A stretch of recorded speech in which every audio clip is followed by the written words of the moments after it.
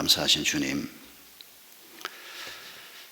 엄청난 고난 가운데 있던 초대교회 성도들에게 하나님께서 요한 사도를 통해서 주신 편지를 우리가 지난 한 주간 동안 읽었습니다. 고난받고 있는 성도들, 또 특별한 고난이 아니라고 해도 현실 속에서 적 그리스도가 많고 복음을 반대하거나 무시하는 자들이 많은 우리의 현실 속에서 그리스도의 제자의 삶을 사는 일이 결코 만만치 않은 것을 경험하고 있는 저희들에게 하나님께서는 2000년 전에 사도 요한을 통해서 말씀해 주셨습니다.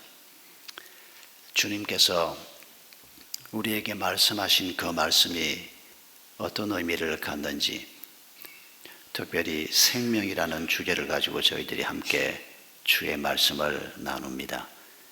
주의 성령께서 저희에게 깨달음을 주시고 또 그 깨달음을 가지고 살 수 있도록, 그리해서 우리에게 큰 기쁨과 감사가 넘치는 믿음의 행보를 계속할 수 있도록 주님 은혜 베풀어 주시옵소서.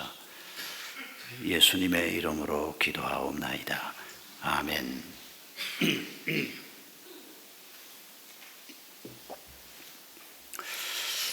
서기 64년 7월 18일에 당시 세계 최대 도시인 로마에 큰 불이 났습니다. 이 불은 9일 동안 진화가 되지 않았습니다. 그때 당시에 로마가 14구역으로 나누어져 있었는데 3구역은 완전히 다 불타버렸다고 합니다. 그리고 7구역은 한 반쯤 불타고 안전한 곳은 4구역뿐이었다고 합니다. 그 당시 로마의 인구가 한 100만 정도 살고 있었다고 합니다. 그런데 이 100만이 사는 도시가 이런 정도로 큰 불이 나고 난 다음에 도대체 국가는 뭐를 했느냐, 황제는 뭐를 했느냐, 정부는 뭐를 했느냐, 이런 비난의 목소리가 거세게 일어나면서 황제의 자리가 위태로운 정도로 큰 문제였습니다. 그때 황제가 네로였습니다. 사실 이 로마의 대화재가 일어나기 전에 기독교인들에 대한 박해는 로마 전역에서 일어나고 있었습니다. 그런데 열세에 몰려있는 기독교인들, 또 오해가 많았던 기독교인들, 그래서 일반 민심은 기독교인들에 대해서 부정적인 민심이 그때만 해도 굉장히 컸습니다. 그래서 네로가 어떤 과정을 통해서 그런 결정을 내렸는지는 모르지만은 주변 사람들하고 상의를 하면서 이 화재의 원인에 대해서 누군가 책임을 져야 하는데, 그래야 민심이 달래지는데 기독교인들을 이용하는 것이 좋겠다. 그래서 불을 기독교인들이 냈다는 소문을 퍼치면서 기독교인들에 대한 박해를 대대적으로 시작했습니다.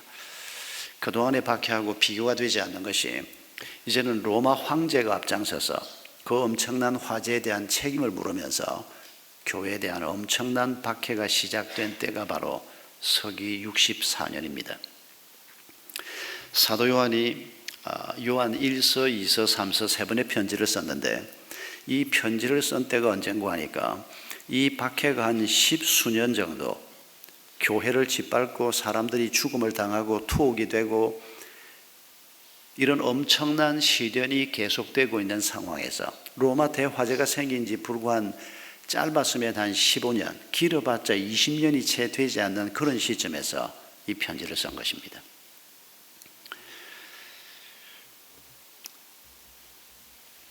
요한서신을 아마 여러분 다 읽어보셨을 것입니다만은, 이 편지 속에서 하나님께서는 사도 요한을 통해서 너희들의 박해가 곧 끝나게 하겠다, 그런 약속을 하지 않습니다.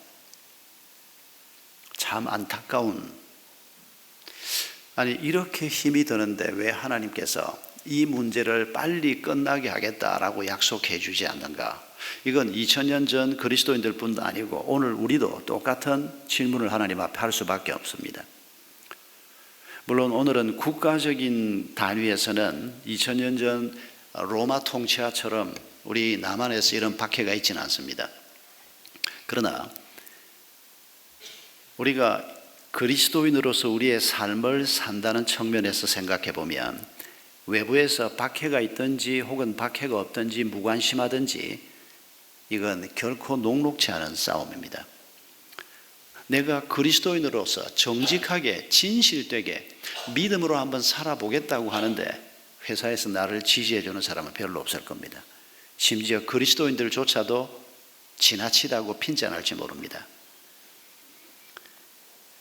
국가적인 박해는 없다고 하더라도 당장 예수 믿는 것 때문에 직장에서 쫓겨나고 구체적인 위협을 받는 일은 없다고 해도 여러분, 그건 부정적인 측면에서 그런 일이 없다는 것뿐이지 긍정적인 측면에서 내가 그리스도께서 인도하는 바로 그 길을 한번 걸어가 보겠다고 할 때 여러분, 박해든지 무관심이든지 비판이든지 우리가 걸어가려고 하는 길에 엄청난 장애물이 2000년 전이나 지금이나 존재하고 있습니다. 이런 우리의 상황을 바라보시면서 주님께서 너의 그 어려운 문제를 내가 빨리 끝나게 하마, 그렇게 말씀하지 않는 이유를 우리가 잘 발견해야 합니다. 마틴 로이드 존스 목사님은 이 부분에 대해서 이렇게 얘기하고 있습니다. 하나님은 우리의 고난, 우리의 어려운 상황을 빨리 끝내겠다고 말씀하지 않을 뿐 아니라 기도하라고 말씀하지도 않는다. 하나님은 주로 어떤 식으로 말씀하시는 거 아니까 고난받고 있는 우리에게, 어려움 때문에 끙끙 앓고 있는 우리에게 하나님을 한번 생각해 보자. 진리를 한번 생각해 보자. 우리가 어떻게 이 길을 걸어가야 할지 한번 생각해 보자라고 말씀하신다. 이 말은 굉장히 의미가 있는 말입니다.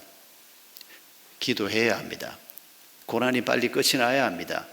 특히 오늘 우리 시대에도 IS가 지금 벌이고 있는 성도들을 죽이는 저런 상황을 보면 저거 오래 가면 안 되는 겁니다.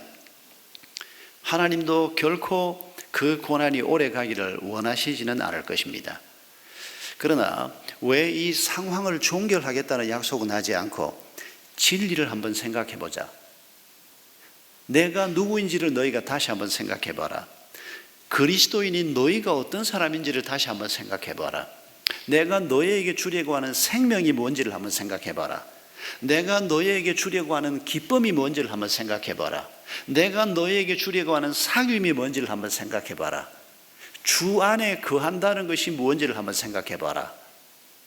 이런 식으로 사도 요한이 편지를 쓰고 있습니다. 사도 요한은 편지를 쓰는 방법이 사도 바울과 비교하면 많이 차이가 납니다. 사도 바울은 아주 직선적입니다. 아주 분명하게 표현을 합니다. 맺고 끊는 것이 아주 확실합니다. 그런데 사도 요한은 그렇지가 않습니다. 두루뭉실하게 표현을 합니다. 뭐 설명을 한 것 같은데 새로운 설명이 또 나오고 또 새로운 설명이 나오고, 근데 그게 다 같은 설명인 것 같기도 하고 아닌 것 같기도 하고. 요한 서신도 그런 식으로 시작됩니다. 생명을 가지고 먼저 얘기를 시작합니다. 그러더니 또 생명을 가지고 얘기를 하면서 기쁨을 얘기하고 사귐을 얘기하고 주 안에 거하는 것을 얘기하고, 이게 같은 얘기가 반복인 것 같은데 가만히 보면 또 반복이 아닌 부분도 많이 있습니다. 이건 하나님께서 다른 스타일의 사람을 쓰시면서 그들에게 각양 다양한 은사를 주시고 맺고 끊음이 분명한 이런 편지, 이런 글도 우리에게 필요하고, 반복이 계속되고 좀 애매모호한 것 같지만은 요한이 쓰는 이런 방식의 편지도 우리에게 필요하기 때문에 하나님께서 이런 글을 주신 것으로 믿습니다. 사도 요한이 이 편지를 쓰면서 그 당시 사람들이 보통 편지를 쓰는 방식과는 조금 벗어나게 편지를 쓰고 있다는 것을 알 수가 있습니다.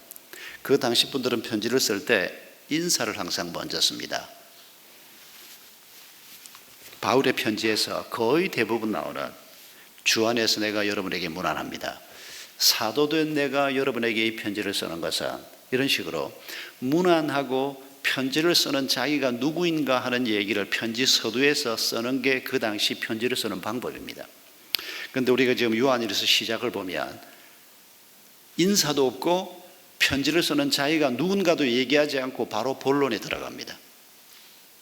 이건 우리가 뭘 느낄 수 있는 거 아니까, 지금 박해가 일어나고 있고 고통받고 있는 성도들이 지금 절망 상태에 빠져 있고, 그 위에 또 성도들을 미혹하는 악한 세력들, 즉 그리스도가 있고, 이런 답답한 상황을 보면서 사도 요한이 하나님께로부터 받은 메시지를 빨리 전하고 싶어하는, 그래서 바로 본론으로 들어가고 있는 이런 편지의 형태를 우리가 볼 수가 있습니다.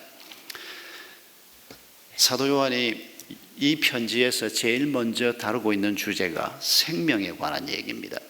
그래서 1장 1절을 보면 태초부에 붙어 있는 생명의 말씀에 관하여 우리가 들은 바요, 눈으로 본 바요, 자세히 보고 우리의 손으로 만진 바라. 생명의 말씀이라고 표현했는데 2절에 가니까 말씀은 떼내고 생명만 언급을 합니다. 이 생명이 나타내신 바 된지라. 이 영원한 생명을 우리가 보았고 정언하여 너에게 전하노니 이는 아버지와 함께 계시다가 우리에게 나타내신 바 된 이시니라. 예수 그리스도에 관한 얘기로 옮겨가고 있는 것을 볼 수가 있습니다. 여러분, 사도 요한이 지금 고난받고 있는 성도들, 현실의 삶에서 그리스도인으로 살아가는 것이 힘겨운 이런 삶을 살고 있는 우리에게 생명에 관한 얘기를 먼저 지금 꺼내고 있습니다. 그래서 우리가 이 생명의 관점에서 몇 가지를 생각해 보려고 합니다.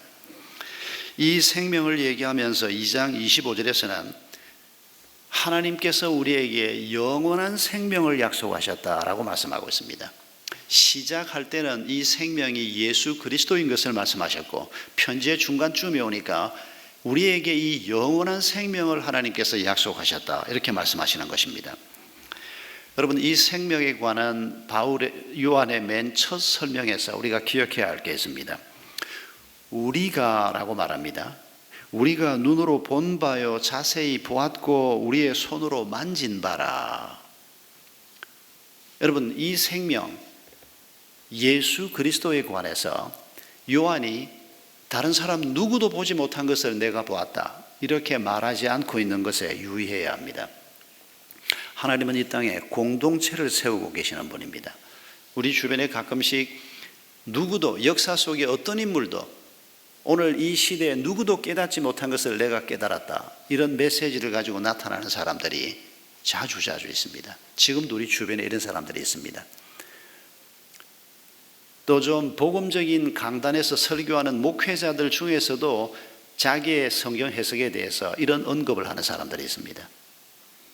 그런 말을 하는 사람이 있으면 들을 게 없는 사람이구나, 그러고 귀를 닫으셔도 괜찮습니다. 하나님은 우리를 함께 세우기를 원하십니다. 공동체를 세우기를 원하십니다. 우리가 다 하나님을 떠난 자들이었지만은 우리 가운데 여러 사람을 함께 불러서 그리스도의 몸된 교회, 에클레시아, 공동체를 세우기를 원하시는 분입니다.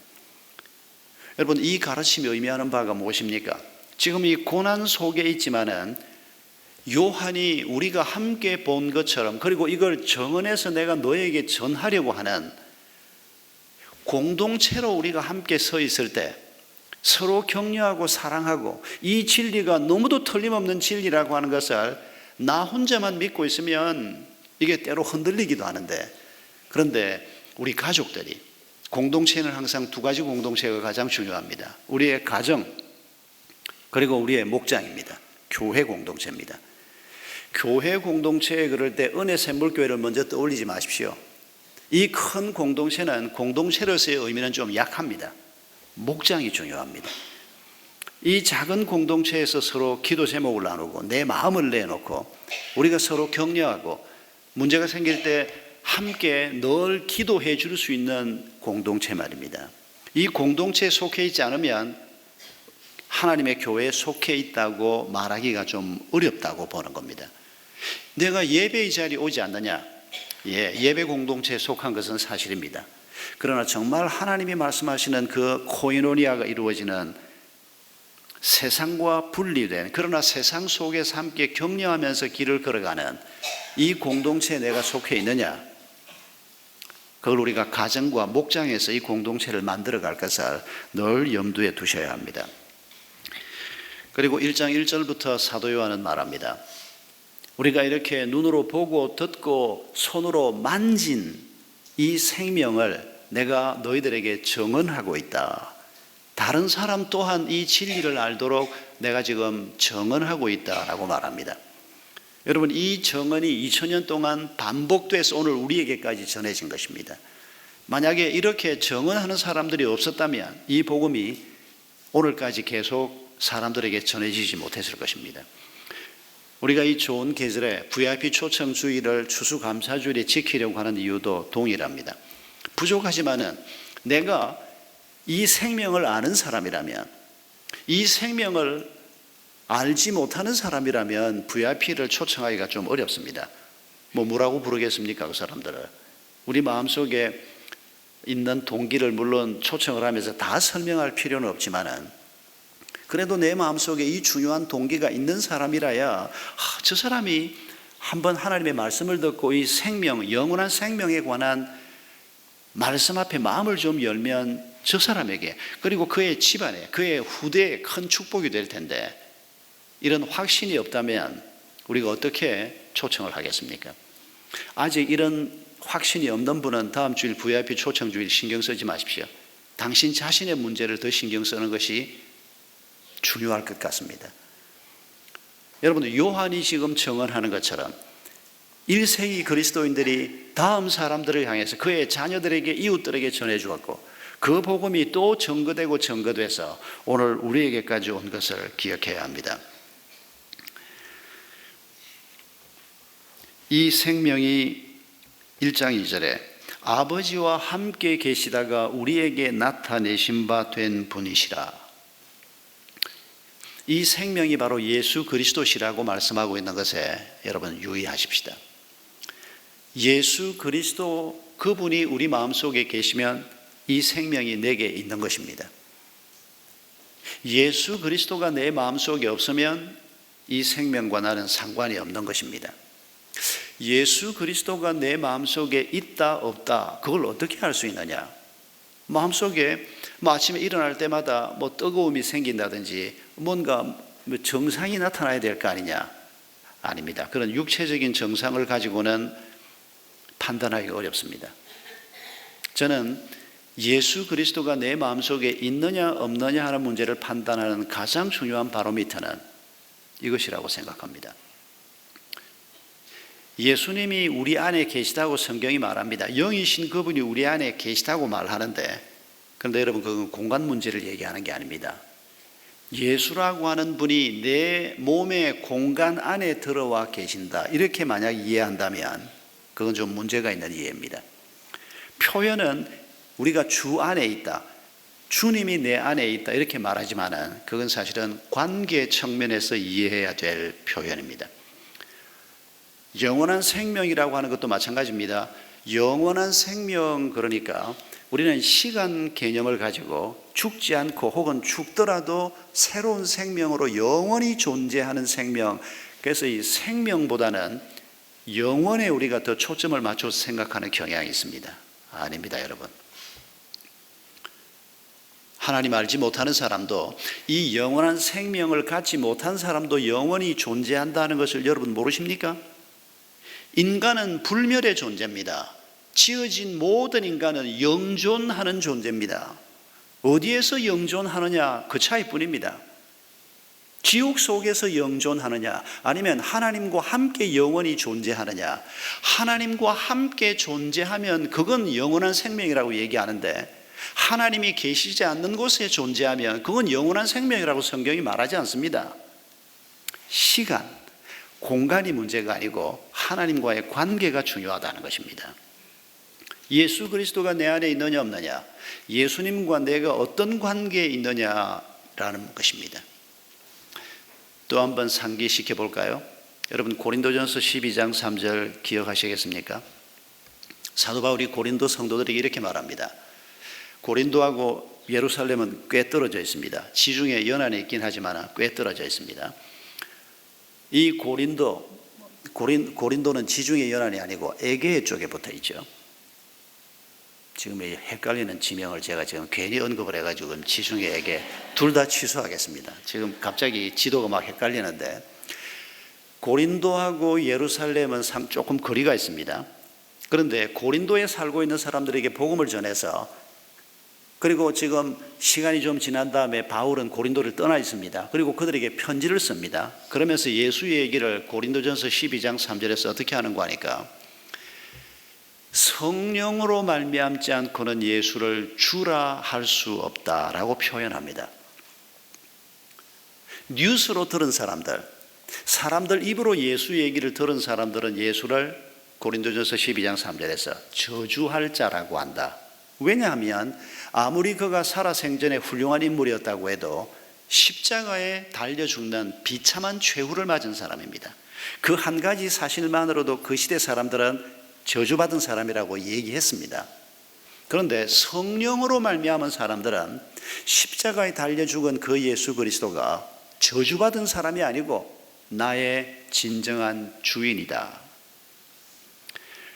여러분, 이 예수 그리스도를 여러분 마음속에 바로 이런 예수 그리스도를 내 삶의 주인으로 모시고 계시면 그분이 내 마음속에 계신 겁니다. 우리가 주 안에 있는 것입니다. 그분이 내 안에 있는 것입니다. 빛이신 그분이 우리에게 오신 것입니다. 진리가 우리에게 있는 것입니다. 그 예수 그리스도와 이런 관계 속에 있고 그분이 내 안에 있으면 생명도 내게 주어진 것입니다. 여러분, 이 생명이 왜 중요하다는 것입니까? 이 생명이 우리 속에 있으면 오늘 우리의 현실이 로마 황제가 달겨들어서 박해를 해도, 사장이 달겨들어서 죽일 놈 살릴 놈 해도, 모든 사람이 다 달겨들어서 우리를 죽일 놈 살릴 놈 해도 우리는 이길 수 있다는 것입니다. 이 생명이 있느냐 없느냐가 너무 중요하다는 것입니다. 그래서 편지가 이런 식으로 시작이 되는 것입니다. 2장 1절 2절에 우리가 죄를 범하여도 아버지 앞에서 우리의 대언자가 되시는 의로우신 예수 그리스도가 계시다. 그는 우리 죄를 위한 화목 제물이니 우리만 위할 뿐 아니요 온 세상의 죄를 위함이라. 사람들이 고통을 이기지 못하고 사람들이 현실의 문제에서 그 현실을 극복하지 못하는 것은 예수 그리스도를 알지 못하기 때문이라는 것입니다. 예수 그리스도의 생명이 그들에게 없기 때문이라는 것입니다. 그래서 이 생명을 너희가 가지고 있느냐, 그걸 한번 먼저 생각해 봐라. 이 생명이 우리에게 있다면 로마 황제가 어떻게 한다고 해서 너무 걱정하지 말고 우리가 가지고 있는 생명, 그리고 이 생명이 우리에게 어떤 영향을 미치고 이 생명이 우리에게 무엇을 해준다고 하나님이 말씀하는지 그걸 한번 생각해 보자는 것입니다. 이런 생각을 우리가 제대로 갖추면 우리를 둘러싸고 있는 환경이 아무리 힘들고 어려워도 우리가 이길 수 있다. 그걸 지금 요한이 말씀하고 계시는 것입니다.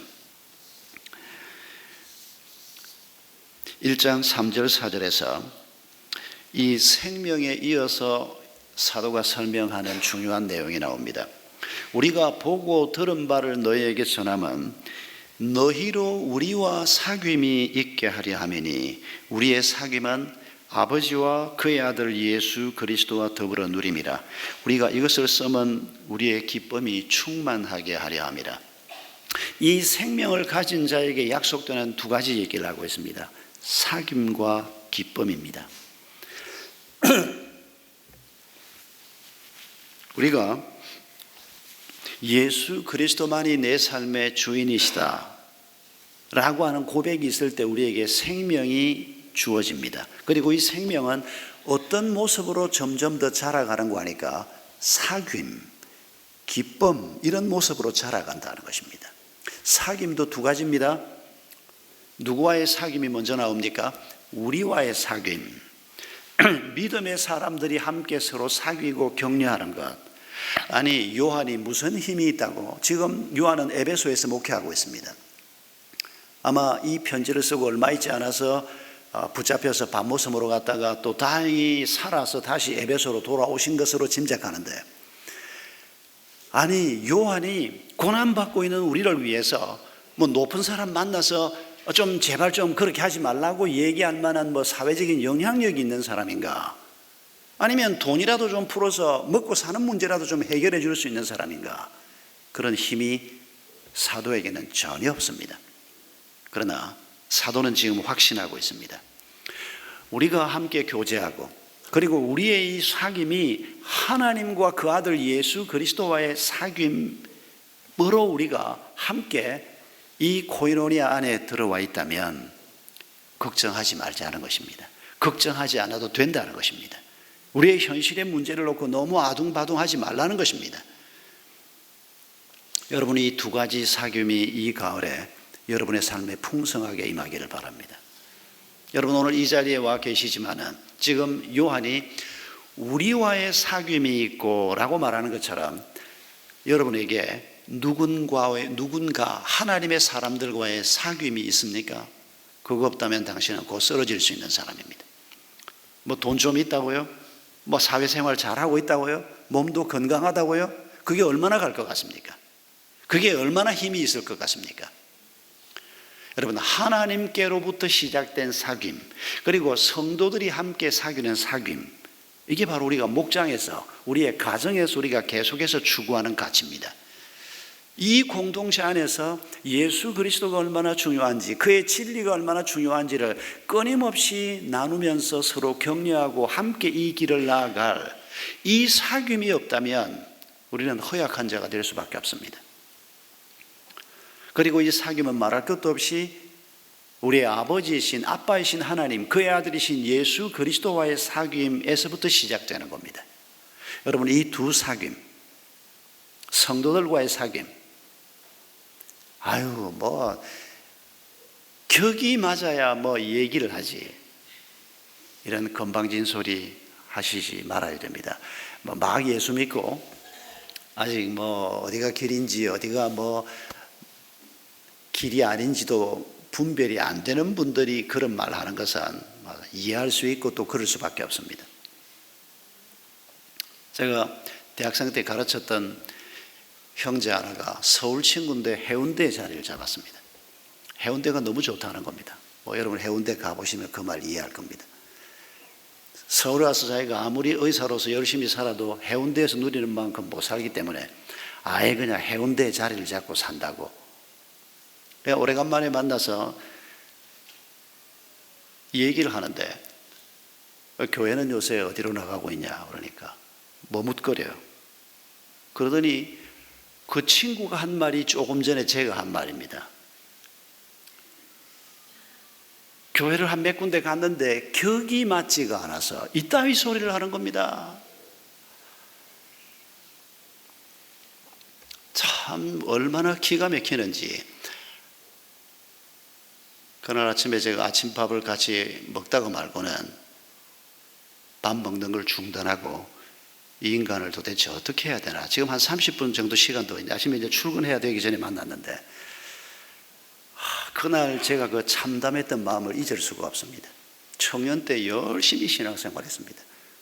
그 와이프도 제가 섬기는 교회에서 만나서 아마 제가 주례했을 겁니다. 기억은 잘 안 나는데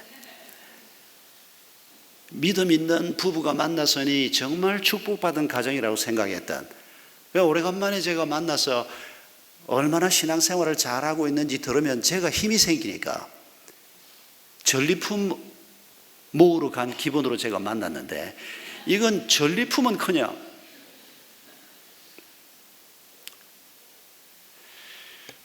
여러분 우리가 예수 그리스도를 알면 그리고 우리가 얼마나 누추한 존재인가를 알면 그리고 예수님이 얼마나 낮은 자리로 오신 분인가를 알면 우리 또한 누구와 대화를 못하고 누구와 우리가 교제를 할 수 없겠습니까? 그런데 우리의 믿음이 잘못되면 이런 오만하기 짝이 없는 자가 되는 것입니다. 사귐 다음에 주신 말씀이 기쁨입니다. 우리가 이런 사귐을 갖게 될 때 우리에게 하나님께서 기쁨을 공급하신다는 겁니다. 여러분 지난 한 주간 동안 어떤 기쁨을 얻기 위해서 실험하셨습니까? 돈 생기는 기쁨? 참 좋지요. 돈 싫어하는 사람이 세상에 누가 있겠습니까? 어제 바자회에서도 수익금 많이 올리려고 막 애를 썼는데 우리가 세상에서 몸을 가지고 사는 사람으로서 아이를 키우고 세속적인 삶 속에서도 우리의 생활을 유지해야 될 한 인간으로서 우리가 필요한 건 많이 있습니다. 건강도 필요하고 몸이 아팠다가 건강할 때 그 기쁨이 얼마나 크며 필요한 것이 공급이 되고 돈이 좀 생길 때 그 기쁨은 또 얼마나 크며 맛있는 음식을 먹을 때 얼마나 기쁘고 좋은 그림을 볼 때 얼마나 기쁘고 좋은 음악을 들을 때 얼마나 마음이 기쁩니까? 하나님께서 우리에게 여러 종류의 기쁨을 주실 것입니다. 그러나 여러분, 예수 안 믿는 사람도 누리는 기쁨을 내가 누리는 이런 정도를 가지고 감사하는 것은 우리에게 부족합니다. 예수 안 믿는 사람은 도저히 상상도 할 수 없는 그 기쁨이 뭘까? 그리스도인이기 때문에, 하나님의 자녀이기 때문에, 그분을 내가 아빠라고 부르기 때문에 저 사람들과는 구별된 기쁨이 내게 약속된 것이 무엇일까? 이걸 우리가 좀 찾아야 할 것입니다.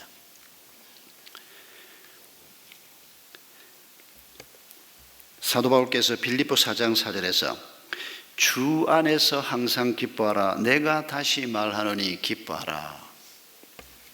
여러분, 빌립보서는 사도 바울께서 로마 감옥에 계시면서 빌립보 성도들에게 썼던 편지입니다. 사형수로 감옥에 있으면서 자기를 염려하는 성도들에게 염려하지 말고 기뻐해라. 그 기쁨의 이유는 바울이 감옥에 갇혀 있기 때문에 기뻐하라는 것은 아닙니다. 그건 슬픈 일입니다.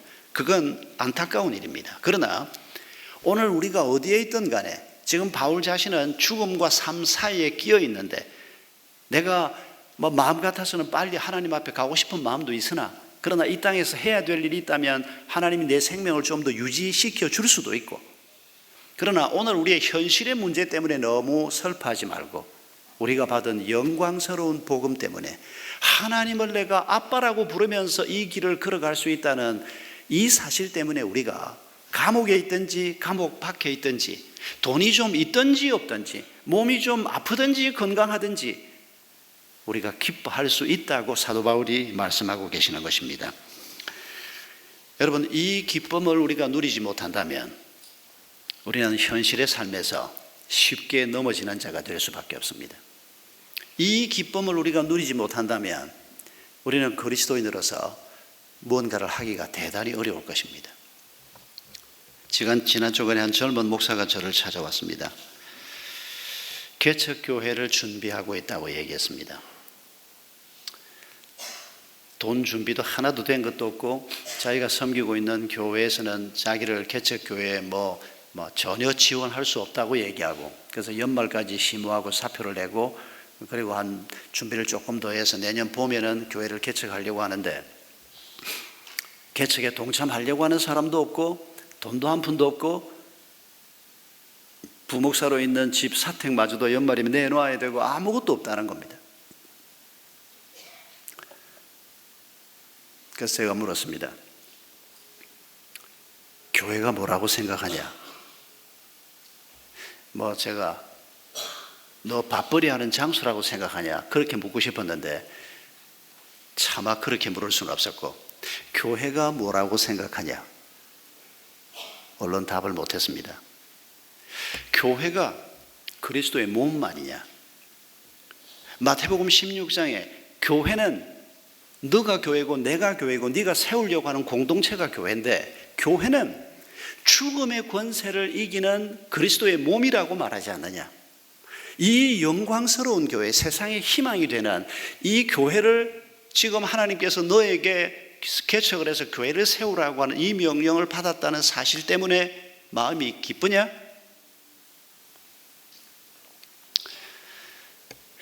그 기쁨이 있으면 나머지 거 너무 걱정하지 말고, 돈이 있다 없다, 개척을 도울 사람이 있다 없다, 그건 좀 미루어 놓고 내 속에 이 영광스러운 일에 하나님이 나를 불러주셨다는 이 기쁨이 있으면 그 다음은 평안을 가지고 한 걸음 한 걸음 가는 것이 중요하다. 그 기쁨이 없으면 개척하지 마라. 아마 그 사람은 저한테 그런 답을 듣고 싶어서 온 게 아닐 겁니다. 그러나 여러분, 우리가 개척교회를 하려고 하는 목사든지 아니면 세상 이런저런 일을 눈앞에 두고 있는 그리스도인이든지 다 똑같지 않겠습니까? 지금 현실적인 문제를 우리가 얘기하기 전에 하나님께서 내게 주시는 이 기쁨이 있느냐? 이 기쁨은 바로 힘입니다. 이 기쁨이 있으면 우리의 여건이 좀 어렵더라도 넉넉하게 그 여건을 이겨갈 수 있다. 지금 요한을 통해서 하나님이 그 얘기를 하시고 싶어 하는 것입니다. 우리가 마지막으로 한 가지 더 기억해야 할 것은 여러분, 하나님께서 이런 방식으로 성도들을 인도하시고 가르치는데 여기에 중요한 방해꾼이 있다는 것입니다. 사도 요한이 오늘 우리가 읽은 본문에서 강한 톤으로 얘기하고 있습니다. 적 그리스도라고 하는 아주 대적자라는 겁니다. 예수 그리스도를 대적하는 적 그리스도가 있다고 얘기하고 있습니다. 적 그리스도뿐 아닙니다. 요한서신 전체에서 우리가 이렇게 영원한 생명을 가지고 하나님과 사귀면서 그분이 공급하는 기쁨을 가지고 어떤 현실의 문제도 극복할 수 있는 능력을 공급받는 이런 사람으로 우리의 길을 가도록 지금 하나님이 우리를 인도해 가시는데 여기 중요한 방해꾼 4가지만 기억하십시다. 죄와 불의가 방해꾼이라는 것입니다. 2장 1절에 나의 자녀들아 내가 이것을 써면 너희로 죄를 범하지 않게 하려 함이니, 우리가 죄를 범할 때 하나님이 우리를 인도해 가시려고 하는 이 일들이 깨질 수밖에 없습니다. 만약에 죄를 범했으면 빨리 돌아서야 합니다. 빨리 회복이 돼야 합니다.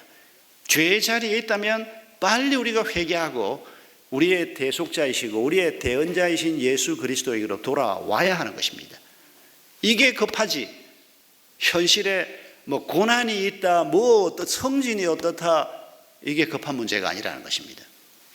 두 번째는 사랑의 부족이 방해꾼 노릇을 한다고 말씀합니다.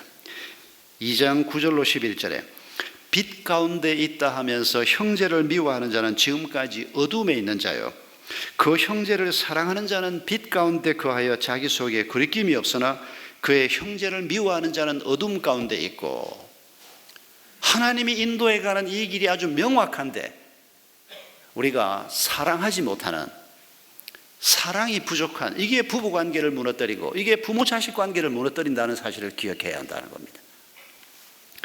세 번째는 세상을 따르는 것입니다. 2장 15절로 17절을 보면 이 세상이나 세상에 있는 것들을 사랑하지 말라. 누구든지 세상을 사랑하면 아버지의 사랑이 그 안에 있지 아니하니라. 우리 마음속에 끊임없이 세상을 따라가고 싶은, 세상 사람들이 좋아하고 세상 사람들이 박수를 치는 그 자리에 서고 싶은 이 마음이 하나님이 우리를 인도해가는 이 일에 방해꾼 노릇을 한다는 것입니다. 그리고 마지막으로 한 가지 더 우리가 기억해야 하는 것은 잘못된 가르침이라는 것입니다. 요한 당시에 영지주의라고 하는 사람들이 교회 안에 있었습니다. 요한이 적 그리스도라고 표현하고 미혹자라고 표현하고 진리에 관해서 아주 강한 톤으로 주장하는 것은 그 당시 이미 초대 교회 안에 이 영지주의는 간단하게 말하면 무슨 소린고 하니까 예수님의 인성을 부인하는 사람들입니다. 아니, 예수님이 어떻게 인간일 수가 있느냐.